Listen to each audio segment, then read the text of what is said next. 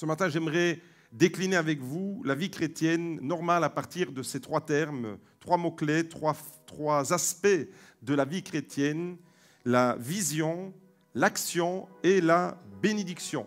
Et dans Proverbe 29, au verset 18, nous trouvons ce verset qui nous dit « Quand il n'y a pas de vision, quand il n'y a pas de chazon en hébreu, la vision c'est le chazon, le peuple est sans frein.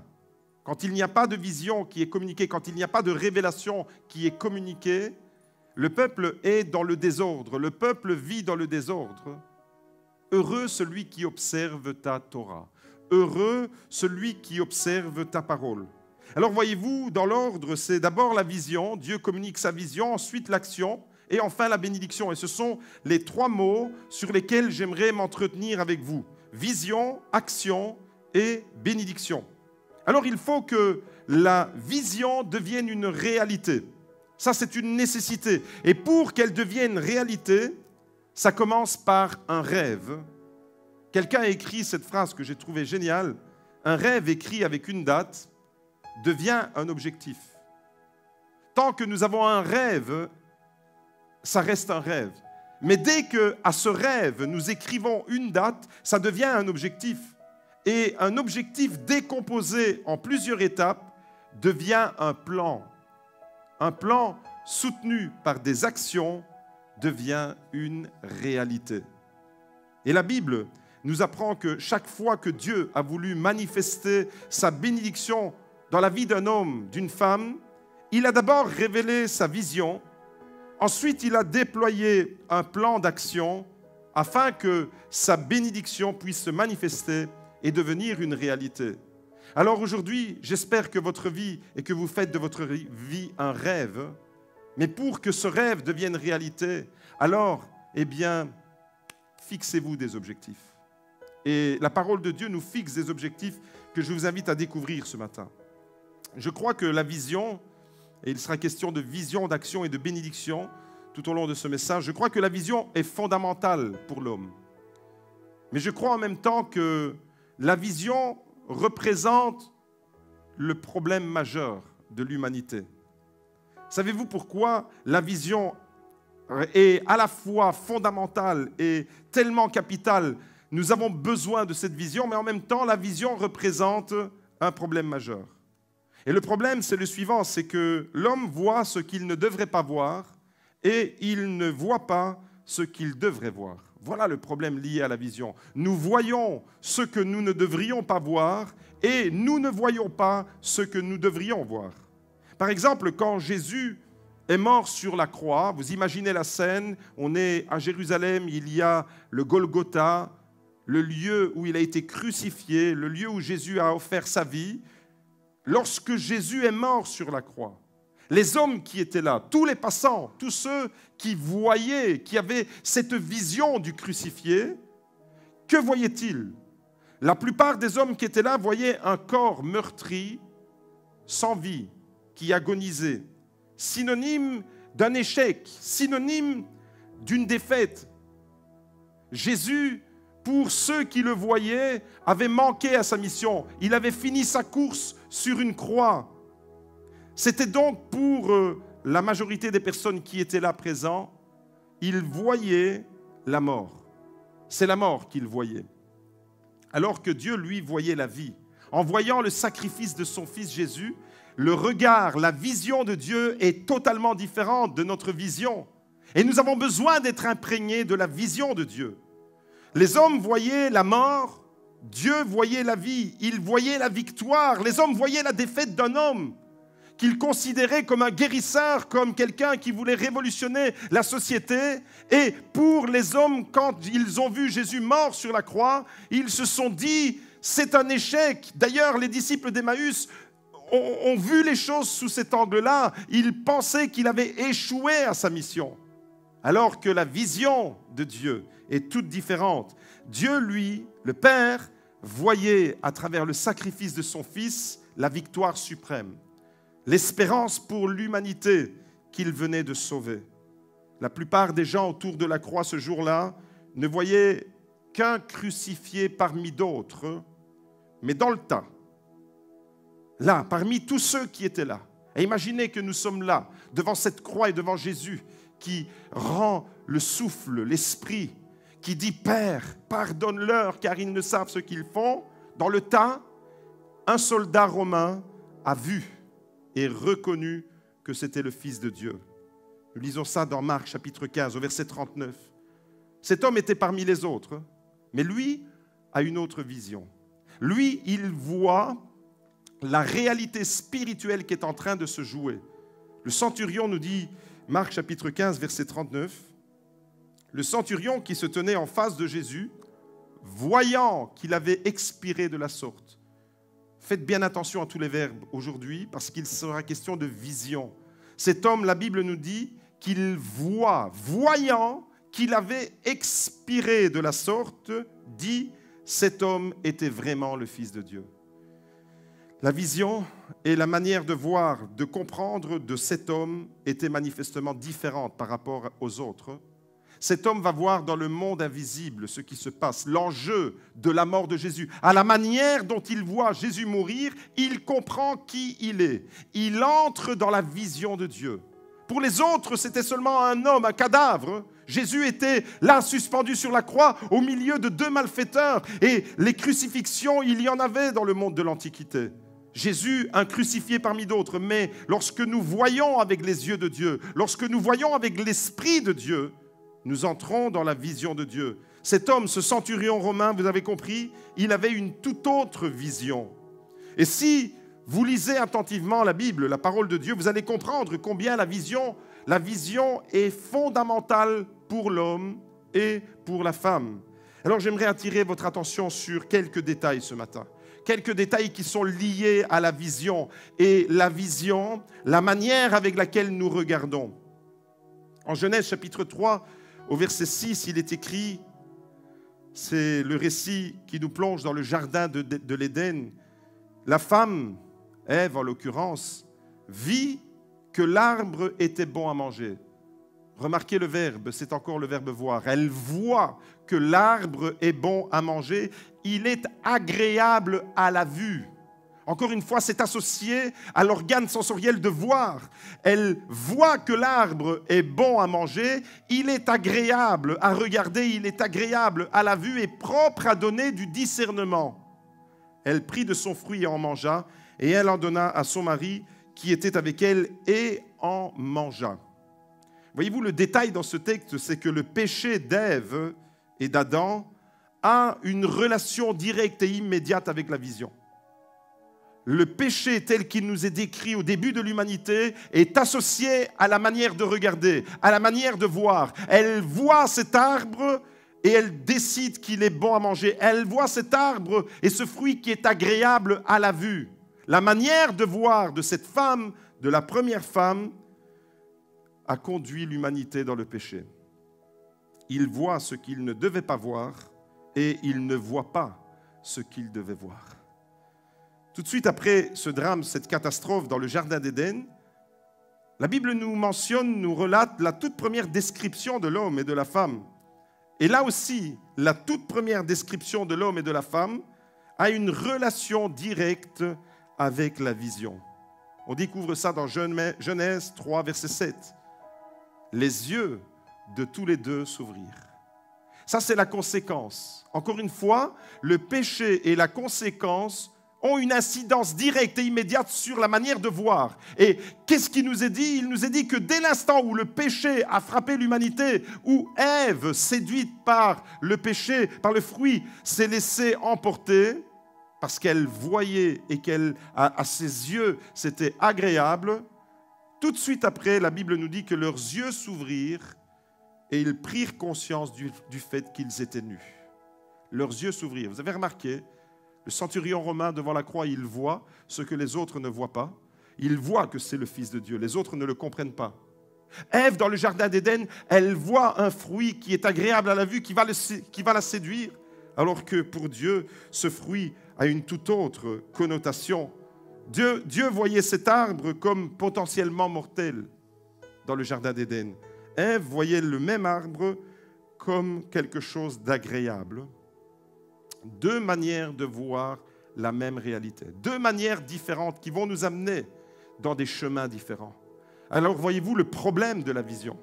Le problème de la vision, aujourd'hui encore, c'est la même chose. C'est la même chose dans notre vie de chrétiens. Nous rencontrons des problèmes quand nous ne voyons pas ce que Dieu voit et quand nous voyons ce que Dieu ne veut pas voir. À la manière de Dieu. Par exemple, à la maison, tous les hommes, aujourd'hui c'est la fête des papas, et je veux un peu les mettre à l'honneur. Dans chaque maison, les maris ont des problèmes quand ils ne voient pas le désordre qu'ils mettent, mais leur femme voit bien le désordre. Ça, vous pouvez être sûr. L'homme et la femme ne voient pas le désordre de la même manière. Alors, peut-être que vous l'avez remarqué, mais vous n'avez jamais remarqué qu'au travail, les patrons et les ouvriers n'ont pas la même vision, surtout quand il s'agit du salaire. La vision des patrons, la vision des ouvriers n'est pas la même. Vous n'avez jamais remarqué qu'on a tendance à voir en exagérant le défaut des autres et les mêmes défauts chez nous, on ne les voit même pas. Ou alors on fait semblant de ne pas les voir. On voit, on repère de loin le défaut de quelqu'un d'autre, on le met en avant et le même défaut chez nous, on ne le voit pas. C'est lié à la manière de voir. La vision, elle est porteuse et fondamentale quand on veut entrer dans la présence de Dieu, dans les projets de Dieu qui sont glorieux, mais en même temps, notre manière de voir, c'est notre manière de comprendre. Et on l'a vu avec le centurion devant la croix, on l'a vu avec Adam et Ève dans le jardin d'Éden, leur manière de voir, de se positionner est totalement différente. Et dans notre vie de tous les jours, c'est la même chose. Alors mon premier point ce matin, c'est le suivant. Ma vision va déterminer le type de relation que j'aurai avec Dieu et avec les autres. C'est la vision que vous aurez qui déterminera la qualité de vos relations avec Dieu, mais aussi avec les autres. Par exemple, si vous avez une vision de Dieu déformée, et pour que notre vision de Dieu soit conforme à la vérité, nous avons besoin de la Bible, de la parole de Dieu. Parce que nous ne pouvons pas connaître la nature de Dieu. Mais Dieu s'est révélé à travers sa parole et nous pouvons avoir une vision juste de qui est Dieu, de ce Père éternel, le Père des Lumières, chez lequel il n'y a ni changement ni ombre de variation. Pour connaître Dieu, j'ai besoin de sa parole. Et si j'ai une vision de Dieu qui est déformée, eh bien, ma vie va être déformée. Si votre vision de Dieu est déformée, votre vie sera déformée. Par exemple, si vous avez la vision d'un Dieu qui tolère tout, une espèce de Père Noël géant, un papa gâteau, eh bien, vous n'allez plus être dégoûté du péché. Vous n'allez plus voir le péché comme Dieu voit le péché. Vous savez que la Bible dit que Dieu voit le péché, il se détourne du péché. Ses yeux sont trop purs pour voir le péché. Mais quand on a une vision de Dieu qui est le papa gâteau, eh bien, on n'est plus dégoûté du péché. Notre manière de voir est différente par rapport à celle de Dieu. Et notre relation avec Dieu, alors, va s'en ressentir. Si au contraire, vous avez la vision d'un Dieu sévère, un Dieu qui est à l'affût, un Dieu qui est un peu comme un père fouettard, qui attend la moindre faille de chacun de ses enfants pour vous tomber dessus, vous punir et vous châtier, alors vous allez développer une vie chrétienne remplie de complexes, de peur, d'angoisse. Vous allez avoir peur à chaque instant de tomber sous le jugement de Dieu. Votre manière de voir, de comprendre qui est Dieu va déterminer la qualité de votre vie avec Dieu. Et mon deuxième point alors, c'est ma vision va déterminer mon action. Ma façon d'agir dans la vie est déterminée par ma façon de voir les choses. Puisque la vision ne doit pas rester au stade de vision. Ma vision doit m'amener à mettre en place un plan d'action, et on va le découvrir avec quelques exemples de la parole de Dieu. Si j'ai une vision positive de la vie, je vais provoquer du positif autour de moi. Et j'ai remarqué dans ma petite expérience de 48 ans que les gens qui voient positivement agissent positivement. Les gens qui ont une manière de voir la vie de façon positive posent des actes concrets positifs. Leur vision et leur action provoquent la bénédiction. C'est pour cette raison que la vision de Dieu est fondamentale. Et si nous voulons vivre sa bénédiction, nous avons besoin de découvrir sa vision, nous avons besoin d'entrer dans un plan d'action pour recevoir sa bénédiction. Alors ce matin, je vous invite à répéter avec moi. Vision, action, bénédiction. Proverbe 29, verset 18 nous le rappelle. Quand il n'y a pas de vision, le peuple est sans frein, le peuple est sans limite. On l'a lu au début. Pour Adam, pour Ève, la vision était un échec. Leur manière de voir ce que Dieu avait placé sous leurs yeux était un échec. L'action qui a suivi la vision était aussi un échec et la bénédiction s'est transformée en malédiction. Vous voyez que les trois sont liés. La vision initiale pour Ève est un échec. L'action qui découle de cette vision est un échec. Et la bénédiction que Dieu voulait prononcer sur l'humanité s'est transformée en malédiction. Deuxième exemple, celui d'Abraham. Abraham qui va devenir le père des croyants. Abraham à qui Dieu a fait une promesse extraordinaire. Tu deviendras le père d'une multitude. Abraham, lui, a été propulsé dans une destinée glorieuse à partir d'une vision, à partir d'un plan d'action que Dieu a déployé. Le schéma est identique dans la vie d'Abraham. Vision, action, bénédiction. Et pour toi et pour moi aujourd'hui, c'est le même schéma que Dieu a établi. Vision, action, bénédiction. Genèse chapitre 12, nous découvrons les débuts d'Abraham. L'Éternel dit à Abraham, va-t'en de ton pays, de ta patrie et de la maison de ton père, vers le pays que je te montrerai. C'est encore associé à la vue. Vers le pays que je te montrerai. Je ferai de toi une grande nation, je te bénirai. Voyez que la vision est associée à la bénédiction. Dieu promet à Abraham un pays qu'il va lui montrer, qu'il va lui révéler et il va le bénir. La bénédiction accompagne la vision. Je ferai de toi une grande nation et je te bénirai. Je rendrai ton nom grand. Deviens une source de bénédiction. Et qu'est-ce que c'est bon lorsque nous sommes bénis de réaliser que la bénédiction avec laquelle Dieu nous comble, en réalité, elle devient une source de bénédiction pour les autres. Celui qui arrose sera arrosé et celui qui bénit sera béni, nous dit la parole de Dieu. Abraham, à ce moment-là, ne connaissait pas encore le lieu de sa bénédiction, mais il avait reçu une vision, un appel, un rêve. Et ce matin, je vous invite vraiment à faire cette prière. Seigneur, je veux vraiment entrer dans ta vision et je veux voir comme toi tu vois. Il y a voir et voir. Il y a deux façons de voir. On a vu avec le centurion devant la croix, lui, il voit la réalité invisible, spirituelle. Les autres ne le voient pas. Lui, il comprend qui est Jésus au moment où il voit le corps de Jésus suspendu sur la croix. Il comprend qui est Jésus. Derrière la vision, il y a la révélation spirituelle. Et nous avons besoin que nos yeux s'ouvrent spirituellement. Pourquoi aujourd'hui nous prêchons l'évangile et certaines personnes ne comprennent pas l'amour de Dieu? Parce qu'il y a un aveuglement et ils sont incapables de voir la vision et de comprendre les réalités spirituelles qu'il y a derrière. C'est cette vision-là, la vision qui vient de Dieu, cette vision initiale et progressive qui, dans la vie d'Abraham, va déterminer ses choix, ses priorités et sa marche. Lorsque Dieu nous communique sa vision, sa pensée, lorsque Dieu nous communique sa volonté, il y a des actions qui doivent s'enchaîner. Je ne peux pas rester avec simplement une connaissance théorique de la vision. Je dois traduire cette vision par des actes. Et ces actes, c'est mon obéissance. Ces actes, c'est mes choix. Ces actes, ce sont les priorités, là où je vais les placer. La Bible nous dit clairement, au verset 4, Genèse chapitre 12, verset 4, qu'Abraham partit comme l'Éternel le lui avait dit.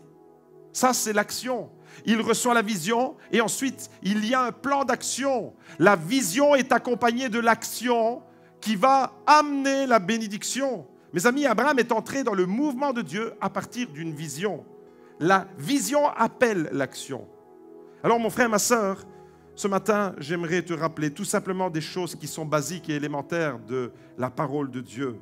C'est la vision de Dieu qui va créer le mouvement dans ta vie. Tu as besoin d'entrer dans le mouvement de Dieu. Et pour entrer dans le mouvement de Dieu, tu as besoin de la vision de Dieu. Et cette vision, elle doit être accompagnée de tes actes, d'une action concrète. La vision de Dieu qui va te permettre de dépasser tes limites. Peut-être que tu es là confiné. Peut-être que tu es là confronté à une situation d'obstacle. La vision de Dieu va te permettre de sortir de ta zone de confort.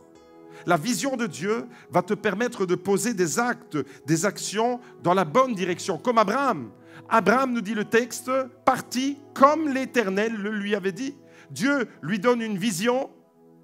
Abraham traduit cette vision par des actes concrets, par une action, une succession d'actions, et la bénédiction va se déployer. Et la bénédiction qui repose sur Abraham, en réalité, elle va se répercuter jusque dans nos vies, devient une source de bénédiction. En Genèse chapitre 13, au verset 14, il est dit, l'Éternel dit à Abraham, après que Lot se fut séparé de lui, « Lève donc les yeux. » Maintenant, Abraham est sur le territoire, le lieu de la promesse, la vision désignée, la terre promise pour lui et pour ses descendants. Et voilà qu'Abraham y est. L'Éternel dit à Abraham, après que Lot se fut séparé de lui, « Lève donc les yeux. » C'est encore une fois Dieu qui demande à Abraham de lever les yeux, encore une fois, de regarder, de voir, d'entrer dans la vision. Lève les yeux et de l'endroit où tu es, regarde. Faites bien attention aux verbes, aux ordres, aux recommandations que l'Éternel donne à Abraham, à son serviteur. Il l'invite premièrement à lever les yeux de l'endroit où il se trouve et deuxièmement de regarder vers le nord, vers le midi, vers l'est et vers l'ouest, car tout le pays que tu vois, encore une fois, le troisième terme clé est encore associé à la vue. Tout le pays que tu vois, je te le donnerai à toi et à ta descendance pour toujours. Je rendrai ta descendance comme la poussière de la terre, en sorte qu'on ne pourra plus la compter.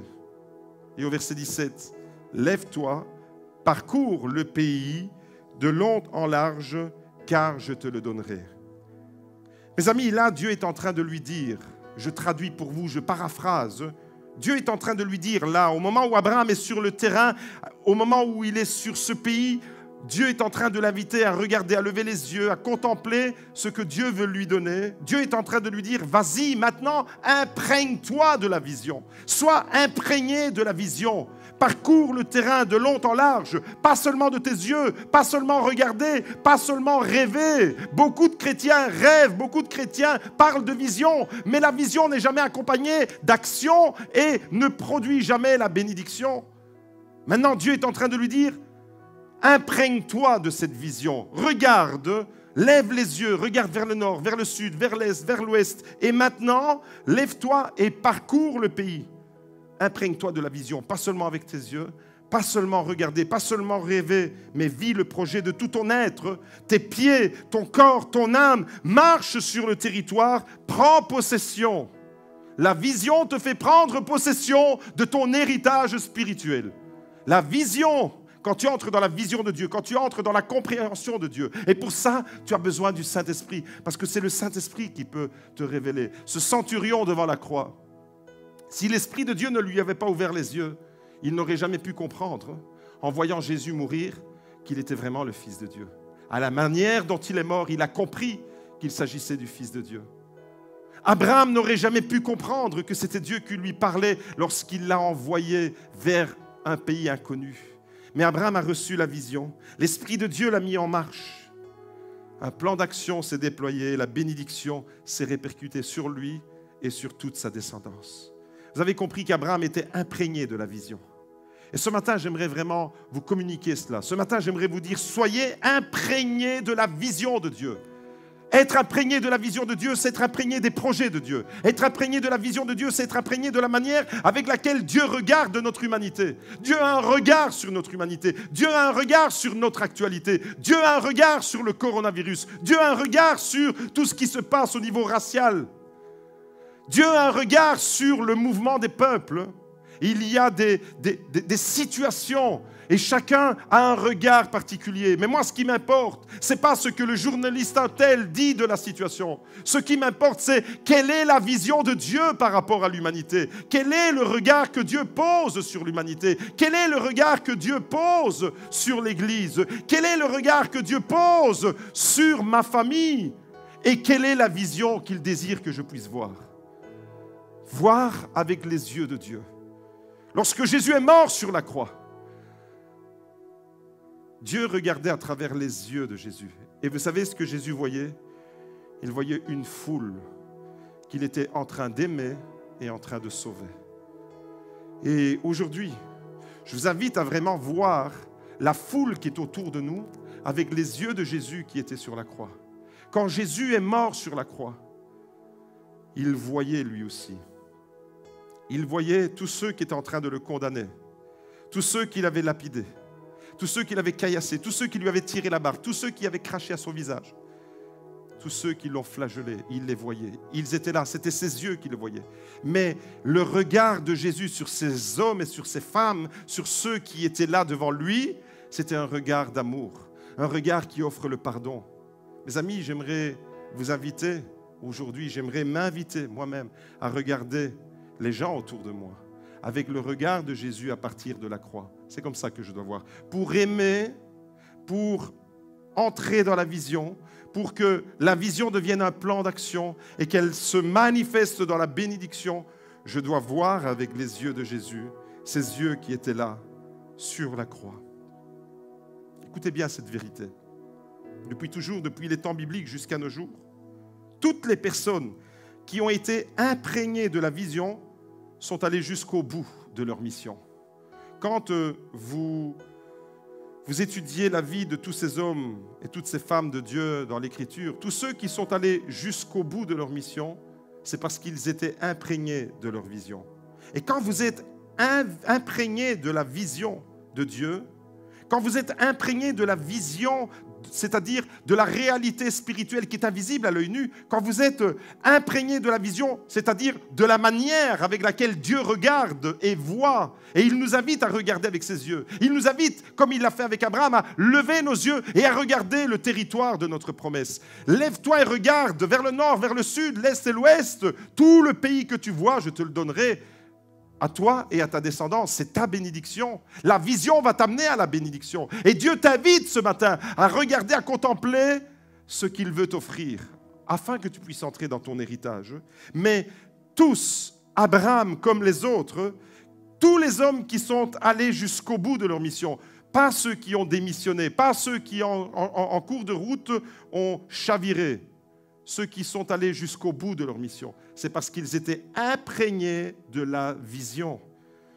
Plus vous êtes imprégnés de la vision, et en réalité, plus votre niveau de motivation sera élevé. Dans la vie, vous allez rencontrer des obstacles qui vont se mettre en travers de la route, et vous allez croire à un moment donné que la vision de Dieu devient une impossibilité. Le rêve que Dieu a gravé dans votre cœur peut-être devient une impossibilité parce qu'il y a trop d'obstacles qui se dressent. Mais plus vous êtes imprégné de la vision, et plus votre niveau de motivation va s'élever, sera élevé. Quand vous êtes imprégné de la vision que Dieu vous a donnée, rien ne peut vous arrêter. Plus rien ne peut vous arrêter. Plus votre niveau de motivation est élevé, et plus vous serez passionné. La vision fait de moi quelqu'un qui vit dans la passion. La vision fait de moi un homme, fait de toi un homme ou une femme passionné. Et plus tu en es imprégné, plus tu es imprégné de cette vision, et plus tu seras motivé. La vision, imprègne-toi de la vision, et ton niveau de motivation sera élevé. Et plus ton niveau de motivation sera élevé, et plus tu seras passionné. Mon troisième et dernier point, je termine avec ça. Troisième leçon, c'est que la vision vous permettra de garder votre niveau de motivation élevé. Dans les moments de découragement, dans les moments où vous allez rencontrer des obstacles, même dans l'adversité, votre motivation sera élevée. Même face aux difficultés, face à l'opposition. En Genèse chapitre 15, toujours dans l'histoire d'Abraham, Abraham s'est retrouvé à ce moment-là en face des vautours. Genèse chapitre 15, verset 11.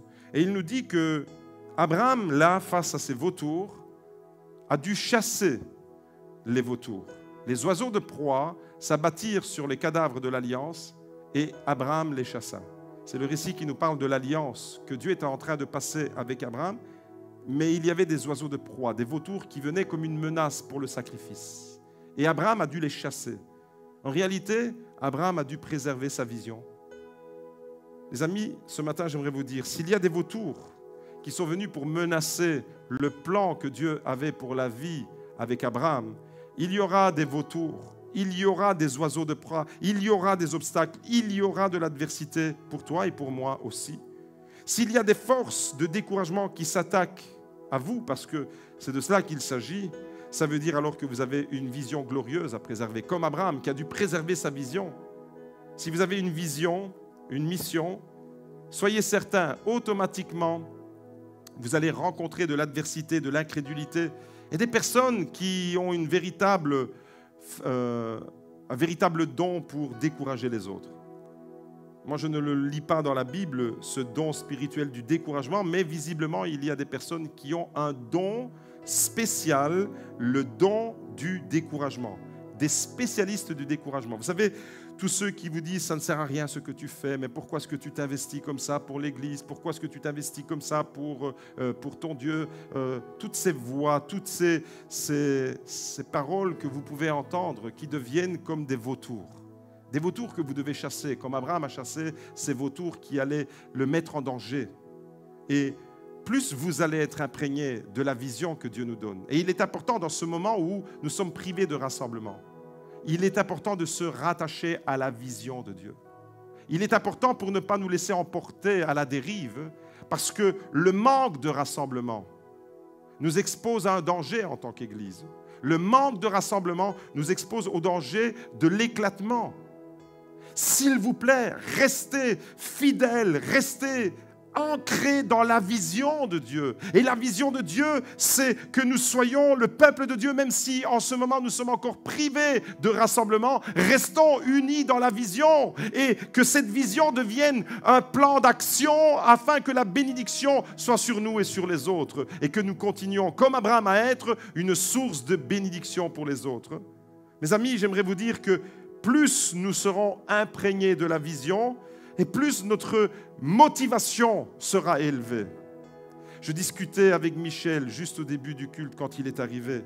Je disais à Michel, il y a un danger en effet, c'est que les personnes qui ont déjà la nature d'être solitaires, tendance à être solitaires, si ces personnes s'habituent à ne pas venir au culte, à ne pas fréquenter l'église, il y a un danger pour ces personnes qu'elles s'habituent pour après à se contenter de ce que nous avons maintenant. Mais moi, je ne me contente pas de ce culte avec une église vide, avec des personnes derrière leur écran. Je crois qu'il va y avoir encore, parce que la vision de Dieu, c'est que nous soyons ensemble, et je veux m'imprégner de cela. Et si je rencontre des obstacles, parce que le gouvernement ne nous donne pas toutes les autorisations actuellement, je reste focalisé sur la vision, je mets au point un plan d'action et je crois que la bénédiction va se manifester. Vision, action, bénédiction. Et c'est quand je suis imprégné de la vision que mon niveau de motivation va s'élever. Mon frère, ma soeur, j'aimerais te dire, plus ton niveau de motivation sera élevé et plus tu seras passionné. Passionné de ton Dieu, passionné de son Église, passionné des autres. Et plus tu seras passionné, et moins les paroles négatives ou les réalités négatives, les nouvelles, les mauvaises nouvelles que nous pouvons entendre à travers les médias ou à travers ce qu'on nous dit, eh bien, auront de l'incidence sur nous. Plus je suis passionné, imprégné, motivé de la vision de Dieu, et moins les paroles négatives auront un impact sur moi. Dans la vie de Joseph, un autre patriarche de la Bible, il y avait des oiseaux de mauvais augure. Vous connaissez l'histoire de Joseph? Joseph à qui Dieu avait donné une vision, un rêve. Et parce qu'il avait reçu une vision et un rêve, des vautours étaient autour de lui pour l'empêcher que cette vision devienne un plan d'action et une bénédiction. Mais Joseph a gardé la vision jusqu'au bout. Joseph a gardé la vision, il a été trahi, vendu par ses frères, il a gardé la vision. Il a été jeté dans une citerne au fond d'une prison, mais il a gardé la vision. Et dans la vie de Joseph, on retrouve le même schéma. Vision, action, bénédiction. Vous connaissez l'histoire de Néhémie dans l'Ancien Testament. Fascinante histoire d'un homme qui rebâtit les murailles de Jérusalem quand elles étaient effondrées. Après le désastre de la désolation à Jérusalem, il y a le temps de la reconstruction. Et viendra aussi le temps de la reconstruction pour nous. Et Néhémie, autour de lui, il y avait pour lui aussi, comme pour Abraham, comme pour Joseph, il y avait des vautours, des oiseaux de mauvais augure. Des hommes qui venaient pour l'intimité. Mais voyez-vous, la Bible nous dit que Néhémie, cet homme, a été confronté à la jalousie, à la moquerie, à la critique, à l'opposition, aux menaces. Mais Néhémie a gardé la vision. Néhémie est passé à l'action et il a achevé sa mission. La bénédiction s'est manifestée sur Jérusalem.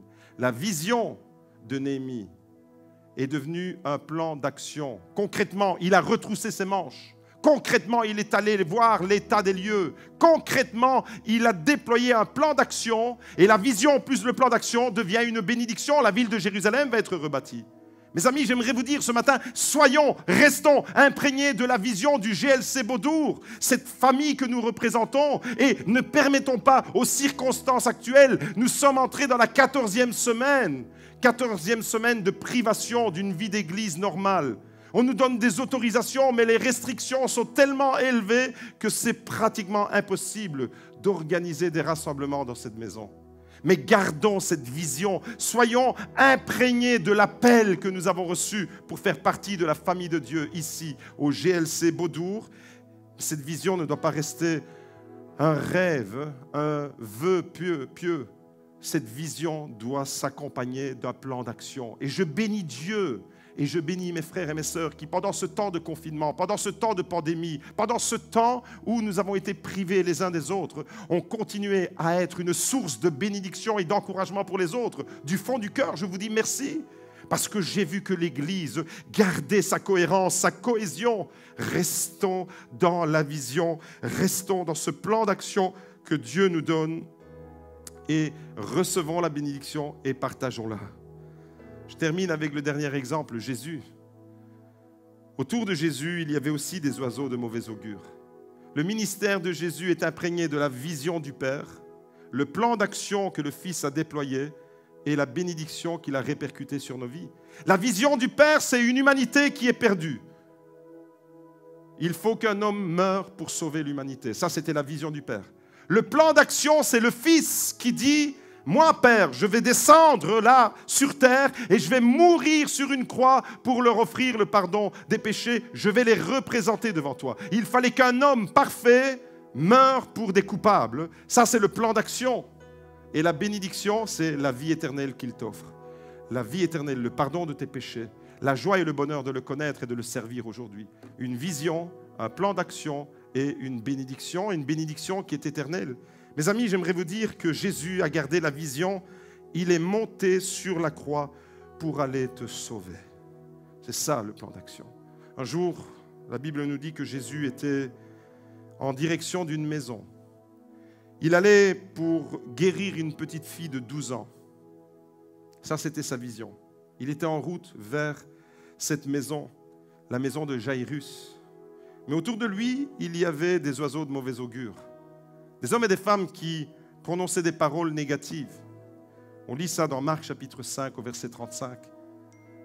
Il parlait encore lorsque survint de chez le chef de la synagogue des gens qui dirent « Ta fille est morte ». Jésus allait pour sauver la fille, pour guérir, pour restaurer la petite fille de 12 ans de Jairus. Et voilà que Jésus s'approche de la maison et qu'il y a des oiseaux de mauvais augure qui s'approchent de Jésus pour lui dire avec Jairus « Mais c'est inutile ». Ces hommes, des oiseaux de mauvais augure, disent à Jairus, le papa de la petite fillette qui était mourante, « Ta fille est morte, pourquoi importuner encore le maître ?» Et il y aura des oiseaux de mauvais augure qui diront, « Ta vision est morte, ta vision est enterrée, tes projets sont morts et enterrés, inutile d'aller plus loin. » Mais, regardez, je l'ai souligné pour vous, regardez bien ce qu'il est écrit, « Mais Jésus, sans tenir compte de ces paroles, dit au chef de la synagogue, sois sans crainte, crois seulement.